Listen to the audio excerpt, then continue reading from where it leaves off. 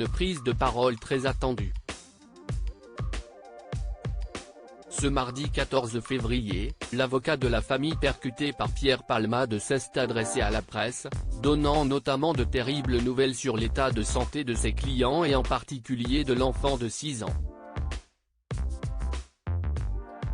Les seules victimes dans ce dossier sont mes clients, a-t-il rappelé à juste titre. Et alors qu'il était interrogé sur les excuses formulées par Pierre Palmade, Maître Mourad Batik a tenu à mettre les points sur les i.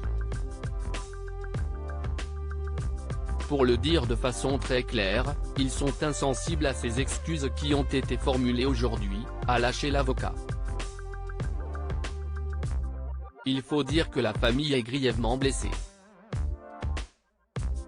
La femme qui était enceinte de 7 mois a perdu son bébé. Outre les conséquences physiques, ils sont traumatisés par ce drame survenu vendredi 10 février. Les dommages directs et les dommages collatéraux sont sans fin, a estimé Mourad Batik. Et de renchérir, donc ils y sont insensibles, d'autant plus que M. Palmade n'a pas l'excuse de l'insouciance de la jeunesse, et donc en ce sens, ils seront extrêmement attentifs à la réponse judiciaire qui sera apportée. L'heure n'est donc pas au pardon. On est à l'étape où la famille demande à ce que justice soit faite, a confirmé l'avocat. Ces derniers attendent donc le placement en garde à vue de Pierre Palmade qui les a percutés de plein fouet alors que celui-ci était positif à la cocaïne et aux médicaments de substitution. Une famille discrète et sans histoire s'y un peu plus tôt dans la journée que la sœur de l'humoriste s'est exprimée auprès de l'AFP afin de relayer la parole de son frère. L'idée d'avoir détruit la vie de cette famille le dévaste. Il prie, et nous avec lui, pour que les victimes, s'en sortent avec le moins de séquelles possible. Il prie vraiment. Il ne pense qu'à eux. Il assumera toutes les conséquences de ses actes avec la conscience terrible qu'il ne pourra jamais réparer le mal qu'il a fait.